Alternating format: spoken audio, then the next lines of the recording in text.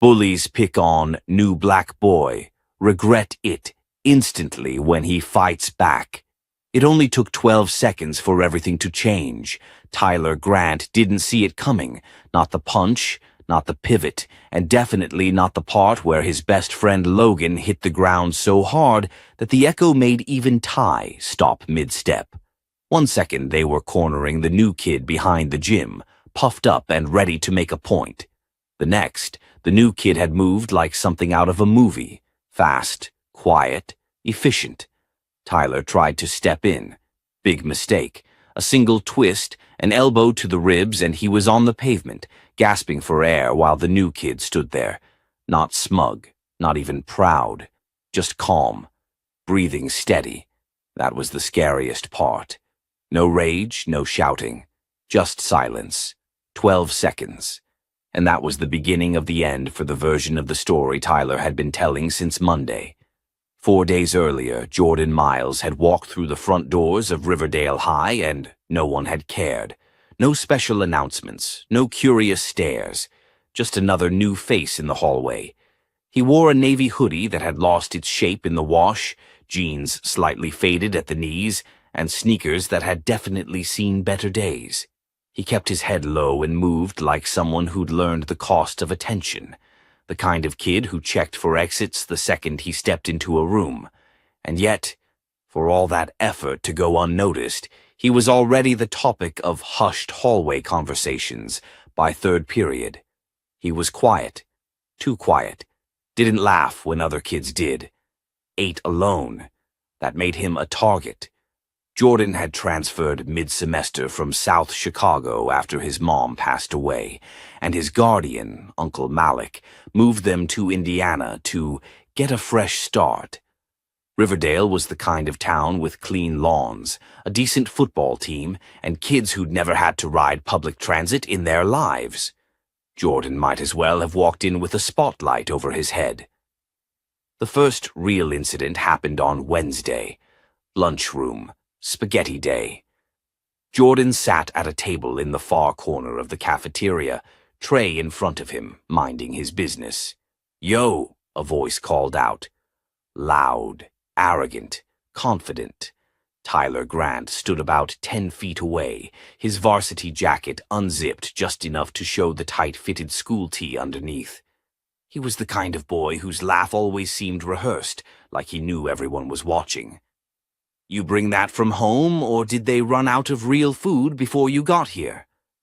A few scattered laughs followed. Jordan didn't respond. He kept eating, slowly. "Hey," another voice chimed in.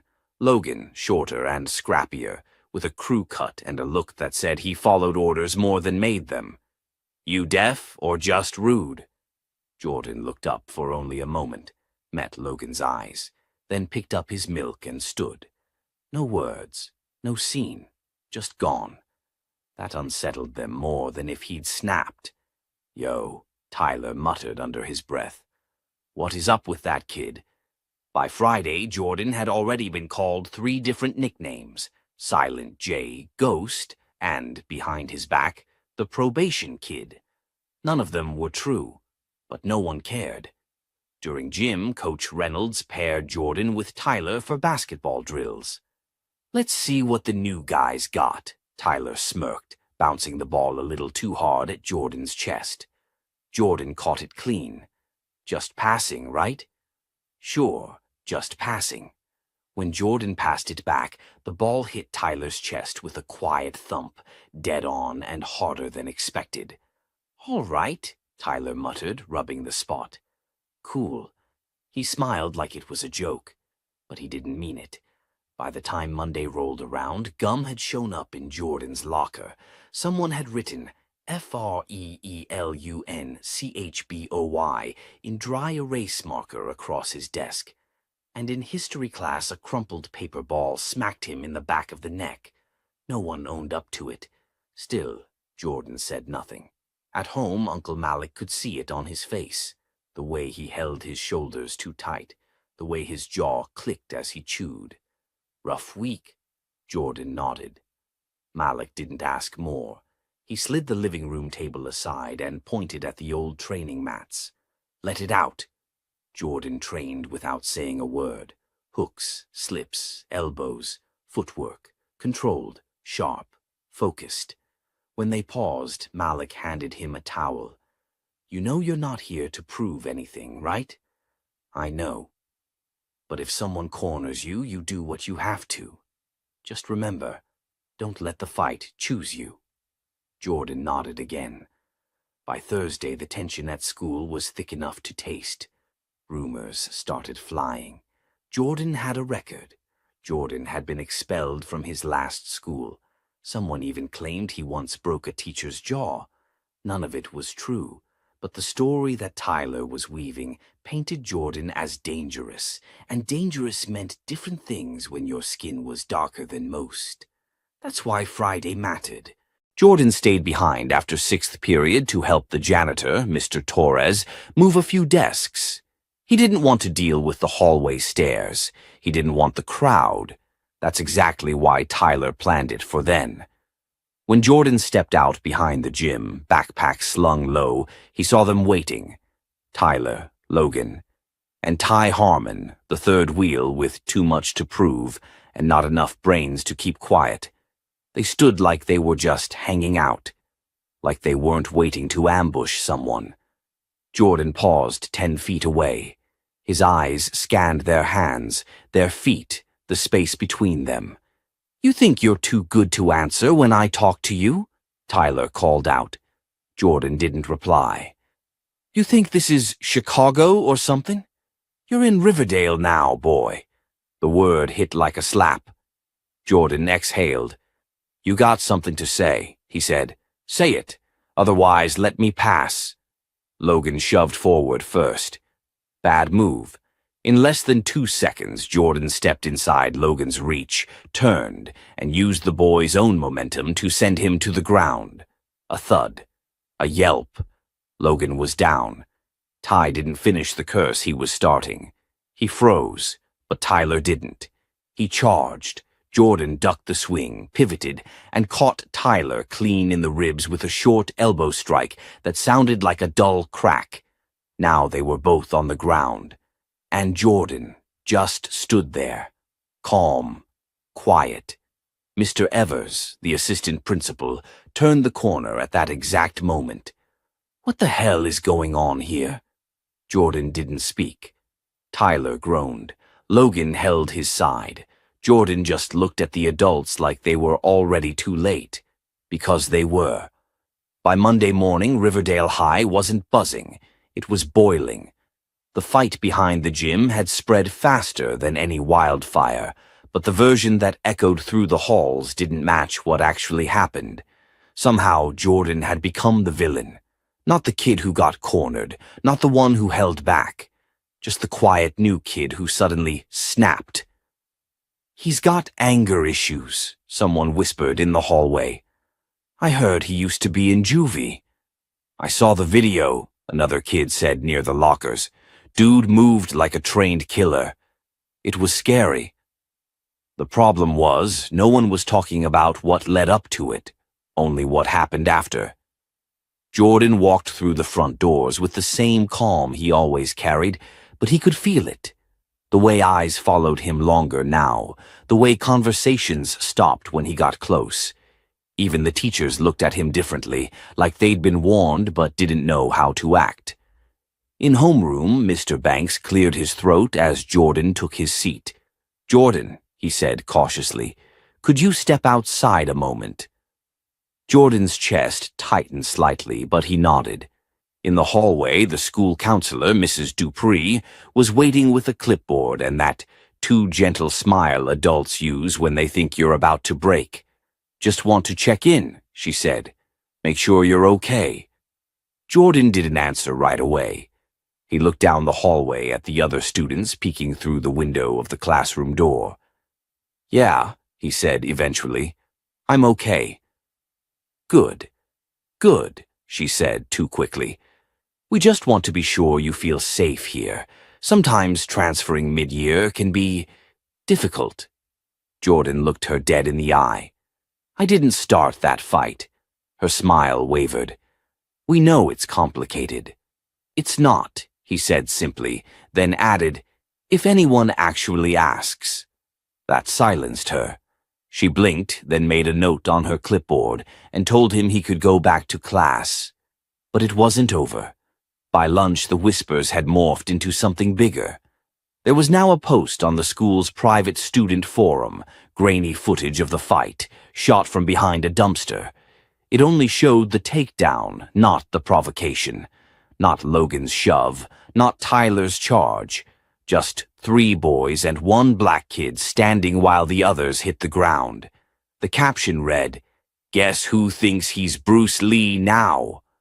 The comments stung more than the fight ever had. "Dude's scary. He's a problem.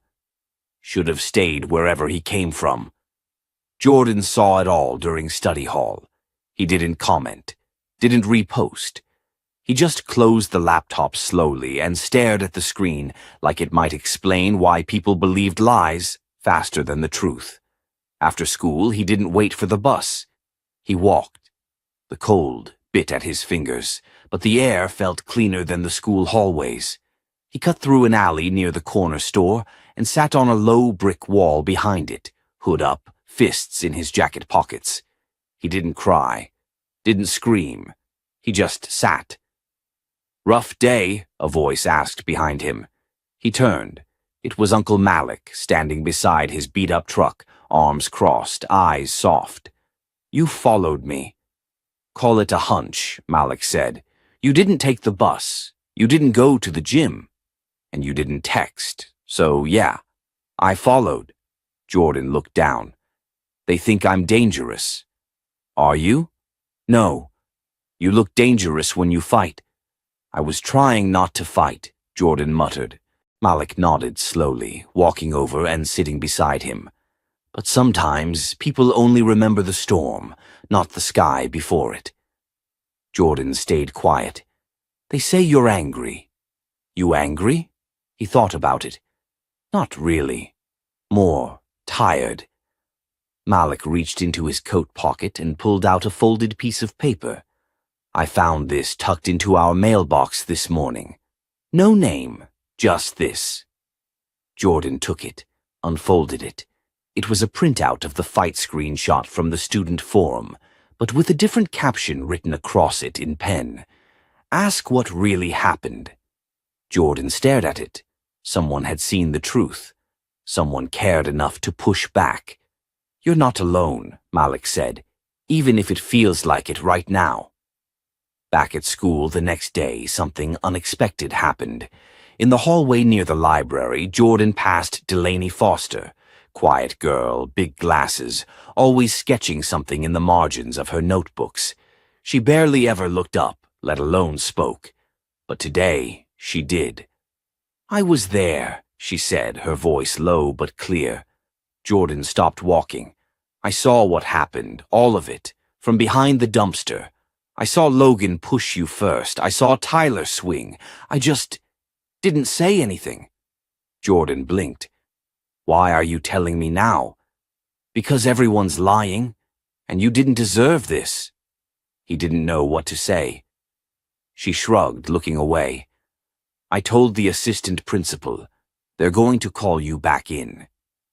And then she walked off like she hadn't just changed everything. Later that afternoon, when Jordan was called to the office again, he expected more of the same. Accusations, warnings, judgments. But this time Mr. Evers looked different. "We're reevaluating what happened Friday," he said carefully. "There's been a new statement submitted." Jordan didn't smile. He didn't relax. He just nodded, once. Outside the office, Tyler was pacing, red-eyed, jaw clenched. He turned when he saw Jordan. "You think this makes you some kind of hero?" he hissed. "No," Jordan said flatly. "Just not your target." Tyler stared, mouth opening to speak, but nothing came out. Because maybe, just maybe, he finally realized the kid he thought was easy to break wasn't here to play his game. Not anymore. By Wednesday, Jordan Tolliver wasn't just a name being whispered in the halls. He was a rumor with legs. Students didn't walk past him anymore. They steered around him. Teachers didn't ask him to answer questions. They skipped over his name. It wasn't fear, exactly, more like a discomfort they didn't know how to handle. A walking reminder that they'd all seen something they didn't want to understand. Jordan kept his head down, as always. But now he could feel the shift everywhere. In gym class, Coach Myers told him to warm up solo. No partner, no explanation. He dribbled a basketball alone on the far end of the court, the echo of the bounce sounding more like a warning shot than a rhythm. Across the court, Brock Simmons leaned in to whisper something to Logan and Tyler, both of whom hadn't said a word since Monday. Logan's lip was still bruised and his pride looked worse. Tyler avoided eye contact altogether. Brock, on the other hand, looked energized. He didn't care about what really happened. What mattered to him was control, and Jordan had taken that away. And Brock? He wasn't the type to let go of control without making someone pay. Later that day, a new post showed up on the school's anonymous forum. It was a screenshot from the video, zoomed in on Jordan's face mid-fight, jaw set, eyes locked. Caption: "He doesn't belong here." Hashtags: "Threat," "Riverdale problem," "I'll get them out." That night, Jordan sat on the floor of his room with the lights off, the glow from his phone screen lighting his face. The comments kept refreshing. "He's got serious issues. Why's no one doing anything about this? My mom says we need security now, just in case." He locked the phone and set it face down. The silence in the room wrapped around him like a second hoodie. From the hallway, Malik called out, "Food's up." Jordan didn't move. A minute later, Malik walked in carrying 2 plates and set one beside him. Fried chicken, greens, cornbread. The kind of meal that usually made Jordan's shoulders drop a little. Not tonight. "They're trying to get me kicked out," Jordan said without looking up. Malik didn't blink. "Because you fought back?" "Because I exist," Jordan replied. "Because I don't smile when they insult me. Because I don't laugh at their jokes or flinch when they push." Malik took a bite of cornbread, chewed slowly. "You know what that means? That I'm alone." "No," Malik said. "It means you scare people who are used to being louder than the truth." The next morning, Jordan was called into the front office again. He expected it. What he didn't expect was who was already waiting. His mother. She sat on a bench in her tailored coat, eyes sharp, lips pressed into a tight line. She stood when she saw him. "They called me at work," she said, skipping hello. "Said you're facing a disciplinary hearing." "That true?" Jordan nodded once. "Yeah. I left a meeting with the head of compliance for this," she said, and he could feel the mix of worry and fury under her voice. In the conference room, Principal O'Hara sat with 2 assistant principals and a district representative. Their faces were stiff, neutral. "Ms. Tolliver," O'Hara began, "thank you for coming in." "Cut to it," she said. "What exactly are you accusing my son of?" The district rep cleared her throat. "There have been several reports regarding Jordan's behavior, the altercation last week, his conduct afterward. Some students and faculty have expressed concern." "Concern," his mother echoed. "For what? That he defended himself after being cornered, or that he didn't crumble the way they expected?" Jordan said nothing. Watching his mom speak was like watching a lawyer in court. Calm, direct, lethal with words. "We've received new witness statements," O'Hara admitted. "One student submitted a report indicating that Jordan was not the aggressor. We are reviewing everything before making a final decision." "That's the least you can do," she said. Afterward, in the parking lot, she turned to Jordan. "You should have told me. You were busy. I'm never too busy for this." They stood in silence for a moment. Then she reached out and rested a hand on his shoulder. "I'm proud of you," she said quietly. "You held the line." Jordan blinked. I thought you'd be mad. I am, she said, but not at you. I'm mad it takes a fight to get people to notice you were being bullied in the first place.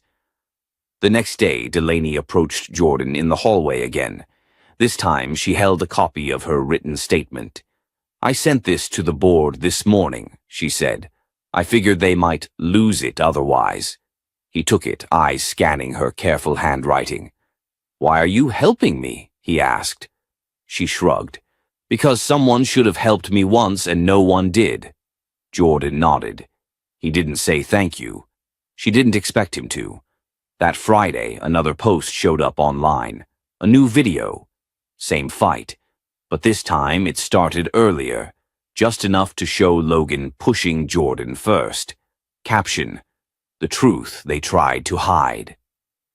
No one knew who posted it. The account was blank, created that morning. But by lunch it had 12,000 views and had made its way into teacher inboxes. Jordan watched the numbers climb from the far table in the cafeteria. This time, when he looked up, people didn't turn away. They looked him in the eye, and a few of them nodded, just slightly. Quiet recognition. It wasn't everything, but it was a start. By Monday morning, something had shifted in the air at Willow Creek High. The school still looked the same. Red brick walls, half-lit hallways, students crowding lockers and whispering too loud.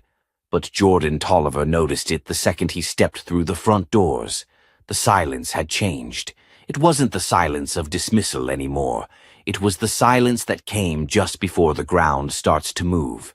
The edited video had already made the rounds, but the full clip, the one showing Logan shoving him first, had cracked a hole in the narrative. It didn't go viral citywide, but inside those school walls, it traveled faster than gossip at a lunch table. And it reached the teachers, too. Mr. Riley, his chemistry teacher, paused when he saw Jordan walk in. "Good to see you, Tolliver," he said in a voice loud enough for the rest of the class to hear. Jordan blinked. That was new. In third period, the girl who used to giggle every time Brock made a joke now sat quietly, didn't even look his way. When the teacher called on her, her voice sounded small. Jordan wasn't sure what to make of it. He didn't want pity. He didn't want applause. All he wanted was for people to stop pretending they didn't see what was happening. But Brock Simmons wasn't done pretending. It started small again. A shoulder bump in the hallway. A smirk in the locker room. Then came the murmurs. "Watch your back." "He's not done." Brock's got something planned. Jordan ignored them. Or tried to, but his instincts were sharper now. Reggie's voice stayed in his head like a second heartbeat. Stay calm. Stay ready. That afternoon, Mr. Langston, the assistant principal, pulled Jordan into his office. "District hearing is set for Thursday," he said. "You'll be able to bring someone with you, parent or guardian." Jordan nodded. "Malik's coming." Langston hesitated. "You should know, Brock has filed a formal complaint. Claims you targeted him. Says he feels unsafe." Jordan stared at him. "He ambushed me behind the gym." "We're aware," Langston replied, "but perception matters here." "No," Jordan said firmly. "Truth matters. That's what we're supposed to be teaching here, right?" Langston didn't respond, just passed him the notice. After school, Jordan found Malik in the garage, arms deep under the hood of an old Buick. "They're pushing it to a hearing," Jordan said. Malik wiped his hands and leaned against the car. "You ready for that?" "I think so. I've got statements, video, even a witness now." "Doesn't mean they'll listen." Jordan let the words sit. Then he said, "Delaney's testifying." Malik raised an eyebrow. "The sketchbook girl," Jordan nodded. "Said she saw the whole thing." "Well," Malik said, reaching for a wrench, "sometimes it takes the quiet ones to shake the room." That night, Jordan couldn't sleep. He tossed and turned, thoughts chasing themselves in circles. What if it didn't matter? What if the hearing wasn't about right or wrong, but about keeping things clean and easy?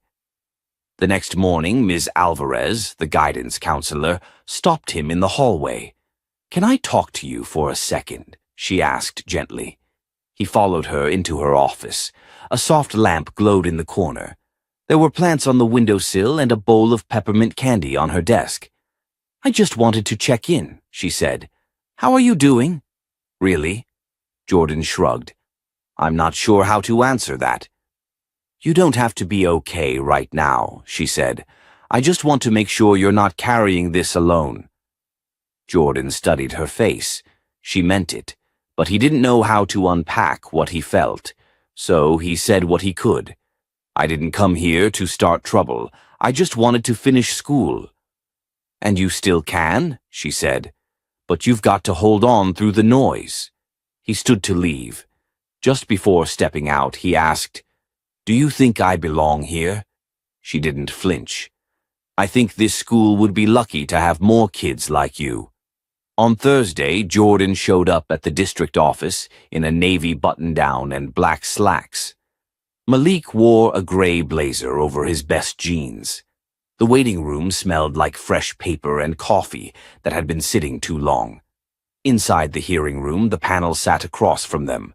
3 members, all serious faces and quiet pens. Principal O'Hara sat stiffly at the side. Brock wasn't present, but his written statement was. So was the video. Delaney Foster sat beside them, nervously fidgeting with the zipper on her jacket. She looked like she wanted to vanish, but when the time came to speak, she leaned into the mic. "I saw what happened," she said. "They surrounded him. Logan pushed first. Jordan told them to back off. He tried to walk away." Her voice trembled, but her words didn't. "I didn't say anything at first because I was scared, but silence can be worse than a lie." One of the board members asked her, "Are you absolutely certain about what you saw?" She met their gaze. "Yes, I'm certain." When Jordan's turn came, he didn't read from notes. He looked them all in the eye. "I didn't choose to fight," he said, "but I wasn't going to let them corner me and walk away like it didn't happen. I defended myself because no one else would." Malik spoke next, calm, firm. "My nephew isn't just some hot-headed kid from the wrong side of town. He's a young man who knows how to stand tall, even when the world leans on him." Afterward, they were told the decision would be announced within 48 hours.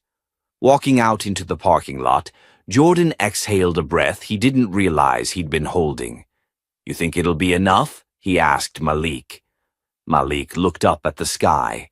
"Sometimes truth ain't about being enough. It's about refusing to let a lie live longer than it should." Jordan nodded. Whatever came next, he'd be ready. By Friday morning, the tension inside Willow Creek High was thick enough to choke on. Everyone knew a decision was coming, and while most students pretended not to care, their eyes followed Jordan like shadows. He wasn't just the new kid anymore. He was the kid with a story, the one who stood up, the one they couldn't quite figure out. He walked the halls with quiet confidence, chin up, shoulders squared. Not because he felt brave, but because if he let himself shrink even a little, the walls would close in. In second period, Ms. Henderson paused her lesson to say, "Before we begin today, I want to remind everyone that this classroom is a space for respect, for everyone." Jordan looked up. Her eyes flicked toward him for just a second. Subtle, but it landed. He was halfway through his lunch in the back of the cafeteria when it happened. A loud voice cut through the usual noise. "Well, well, look who's still here." Jordan turned slowly. Brock Simmons stood in the middle of the cafeteria, flanked by his usual crew, Logan to his left, Ty just a step behind. A few heads turned, some phones quietly tilted in their direction. Jordan didn't move. "You want to say something, Brock? Say it." Brock's smirk widened. "Just wondering how long the school's gonna keep protecting a thug." Jordan stood, tray in hand. "Is that what I am now?" Brock shrugged. "You tell me. Everybody's seen the footage. Real neat how it cuts just before you snap. I didn't snap. I defended myself. Against you. Call it whatever you want, Brock said. You don't belong here. A hush fell across the room. From behind Brock, someone muttered, "This again." Jordan didn't even blink. You don't get to decide who belongs. Oh, I think I do, Brock shot back. This school's been fine without you. You bring drama. You bring problems. You think just because you throw a punch like a movie hero, we're supposed to respect you? No, Jordan said, voice calm. You're supposed to leave people alone when they're not bothering you. Brock's jaw clenched. You think you're special? Number. But I do think you're scared. That was the line that cracked the room. Not laughter, not gasps, just silence. Heavy and still, scared. Brock took one step forward, but before he could speak again, the doors at the back of the cafeteria opened, and Mr. Langston entered, walking with purpose. He scanned the scene, eyes sharp, landing squarely on Brock. Everything okay here? Brock stepped back, hands up. Just talking. Langston didn't buy it. You can finish that conversation in my office. Now. Brock hesitated, then stomped past Jordan, shoulders tight. Logan followed silently. Ty hung back a second, made eye contact with Jordan, then looked away. Langston turned to Jordan. You good? Jordan nodded. Yeah. The assistant principal studied him for a beat longer. If anything happens outside that door, you let me know. Jordan sat back down, pulse finally starting to slow.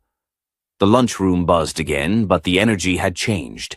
A few students glanced his way, not with fear, but with something closer to understanding. After school, Jordan met Malik in the garage. The air smelled like oil and old rubber. He was under the hood of a rusted-out Dodge, humming something Jordan didn't recognize. Malik wiped his hands on a towel. I heard about the cafeteria. Jordan shrugged. Brock's not done. Nope, and he won't be. Not until he's embarrassed himself trying to make you look like the problem. Jordan sat on the stool by the workbench. I called him scared. Malik raised an eyebrow. That true? Jordan thought for a second. Yeah, but not the kind of scared you see in the movies. He's scared of being ordinary, of not being the center anymore. Malik chuckled. You figured that out quick. I've seen his type before. There was a long pause, then Malik said, You've got the hearing results tomorrow. Don't let today throw you off. You spoke the truth. You had a witness. That matters. Jordan nodded. I just want to be done with all of it. Justice don't always move fast, kid. Sometimes it drags. But it gets there.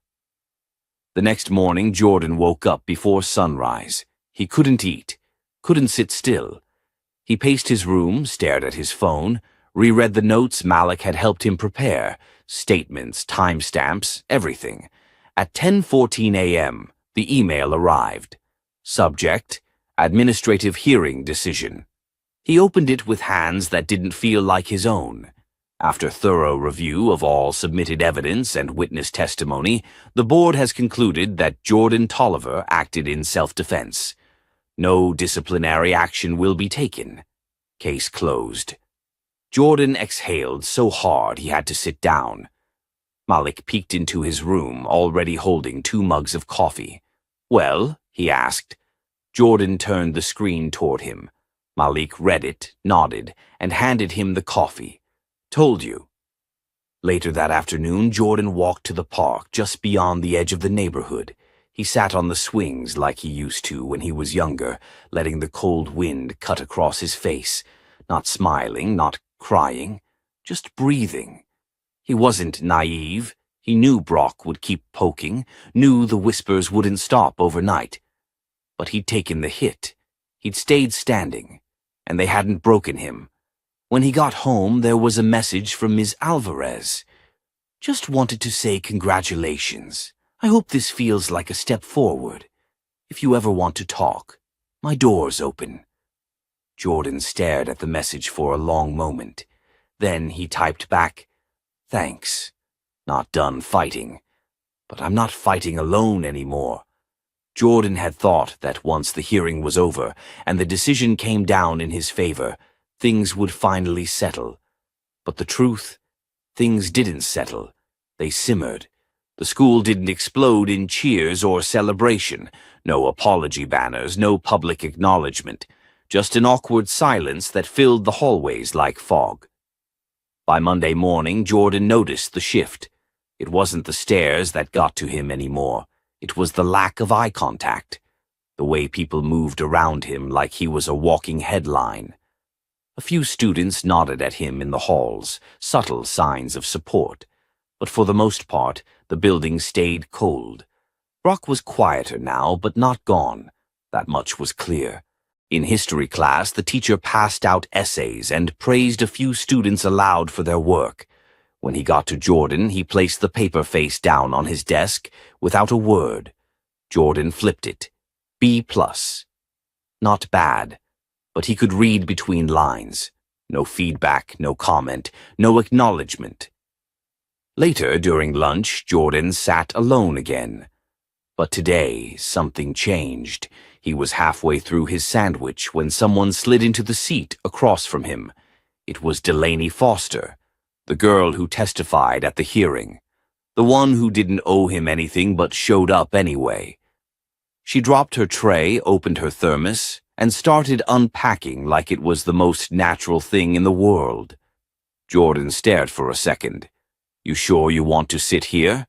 She raised an eyebrow. "You dangerous or something?" He cracked a small smile. "That's what some people think." "I'm not some people," she said, popping open a container of strawberries. "Besides, it's a cafeteria, not a crime scene." That was the first real laugh Jordan had let out in weeks. Not loud, but real. They ate mostly in silence, and that was fine. Jordan had learned not all silence was bad. Some silences held comfort.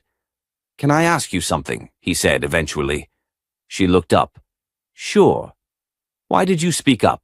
You could have stayed out of it." Delaney didn't answer right away. She swirled her fork in her pasta. "Because I've been quiet too many times before, watched stuff happen and just told myself it wasn't my business.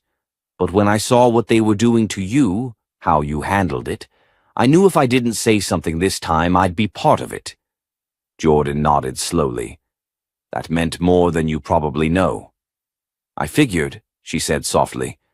"That's why I came back to this table." They finished lunch. No more words needed. After school, Ms. Alvarez found Jordan in the hallway. She waved him into her classroom. "I'm putting together a student-led panel next week," she said. "A discussion about conflict, accountability, how schools handle fights. You'd have the chance to tell your side of the story, not as a defense, just truth." Jordan hesitated. "You think people even want to hear it?" "I think people need to." He didn't answer right away. Then he nodded. That evening, Jordan was back in the garage with Malik. The boxing bag hung still in the corner, untouched. "You didn't hit it today," Malik said, tossing a wrench onto the tool bench.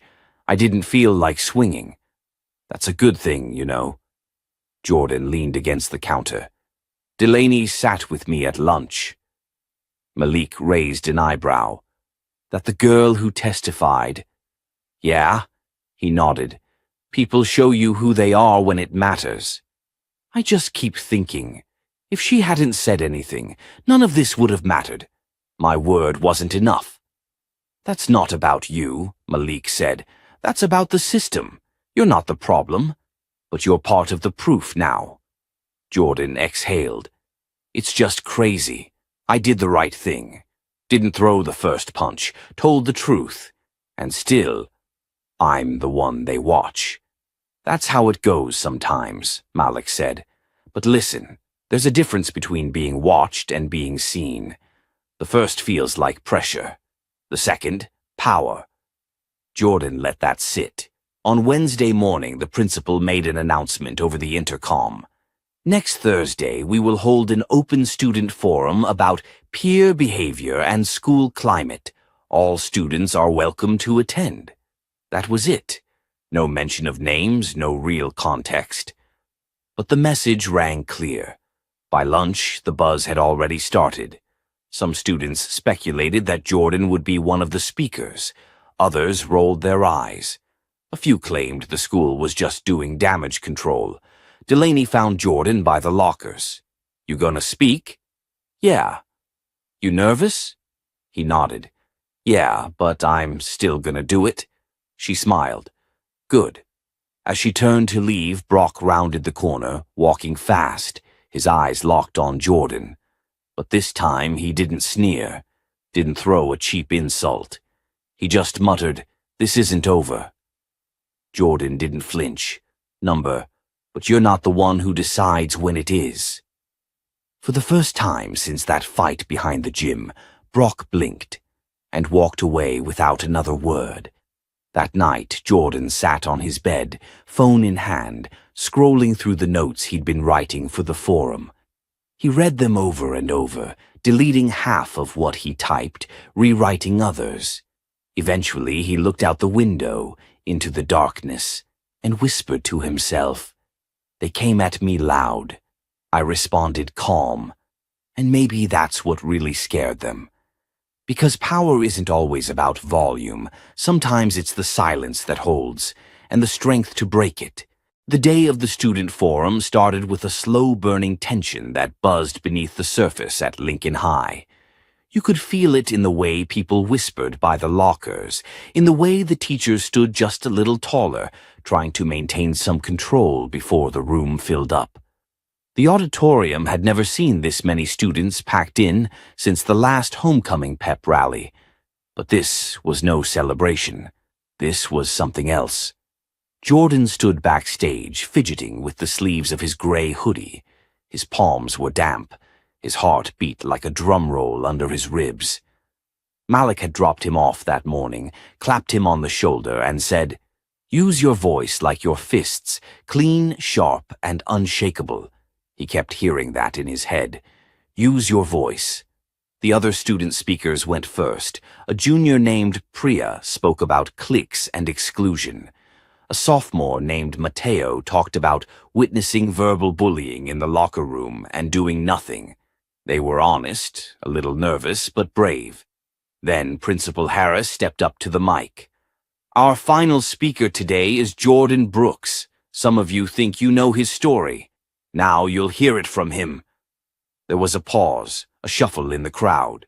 Jordan walked out slowly, scanning the sea of faces, some curious, some indifferent, a few smirking. He gripped the mic. No paper, no script. "My name's Jordan Brooks," he began, voice steady. "I transferred here a few months ago. Some of you know me as that new kid from Detroit. Some of you know me as the guy from the fight." He let that land. A few students leaned forward. "I didn't start that fight, but I finished it.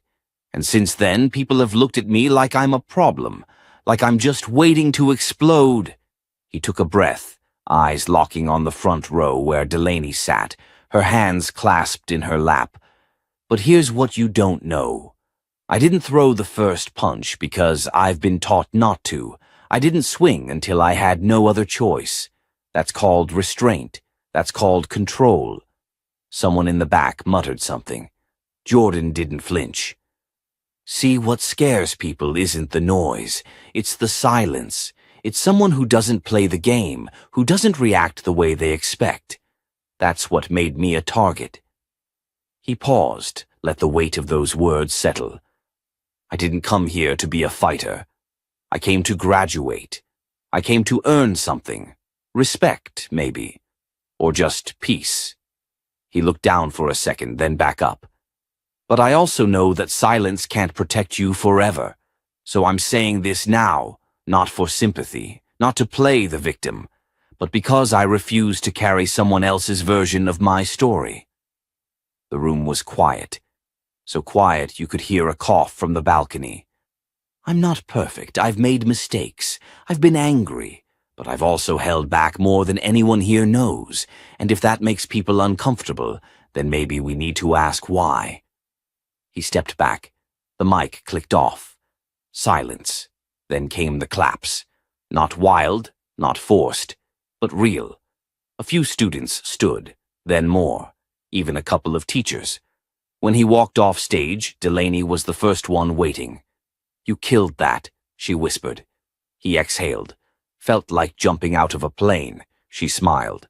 "You landed on your feet." In the hallway afterward, the crowd buzzed with talk. Some students who'd never spoken to Jordan gave him nods. One freshman asked if he could sit with him at lunch. Jordan didn't say yes or no. He just smiled. But not everyone was impressed. Brock lingered near the lockers, arms crossed, face tight. "Nice speech," he muttered when Jordan passed. "Bet you practiced that line about restraint." Jordan didn't stop walking. "I don't have to practice what's true." Brock's jaw flexed. "You think people believe you now? You think this changes anything?" Jordan turned just slightly. I think it starts something." Brock scoffed, but he didn't reply. Later that afternoon, in gym class, Coach Daniels called Jordan over. "Tomorrow we're starting boxing conditioning. You interested?" Jordan blinked. "For what?" "Discipline, leadership. You've got the respect.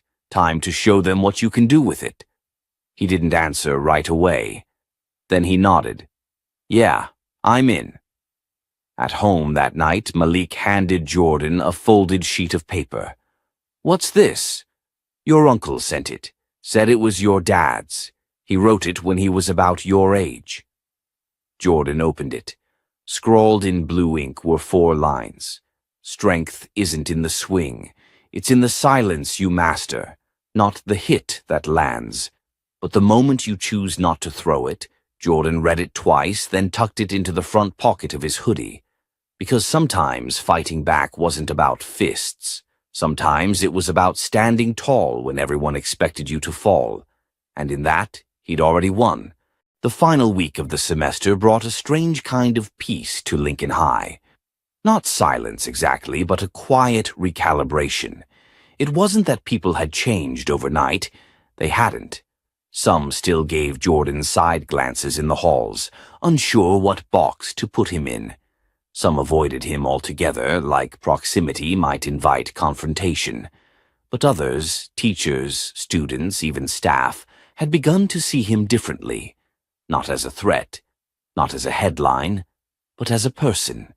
On Monday, when Jordan entered the cafeteria, the room didn't freeze like it used to. A few kids nodded. A few smiled. He sat at his usual table in the back, tray balanced on one hand.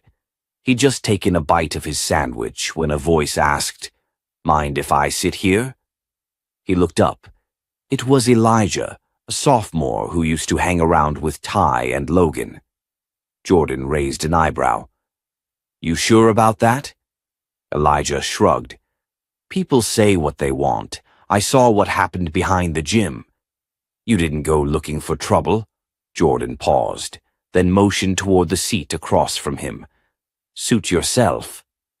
They ate mostly in silence, but it wasn't uncomfortable. At one point, Elijah said, "My cousin's in a situation like that. Gets messed with all the time at his school, but he's never fought back. Says it's not worth it." Jordan looked up. "It's not always, until it is."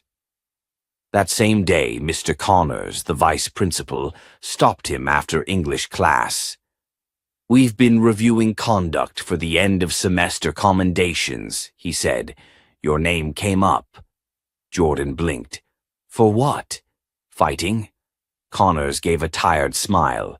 "For showing leadership, even under pressure, for speaking at the forum, for not becoming the person some expected you to be."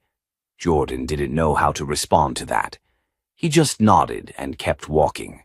That evening, Reggie was already home, cooking something that filled the apartment with spice and warmth.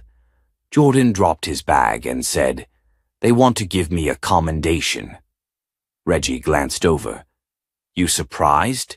Jordan smirked. Little bit. Reggie set down the spatula. You've earned it. Not for keeping your fists up, for keeping your head up. They ate together, and for the first time in a long time, the house didn't feel heavy. It felt like something had lifted.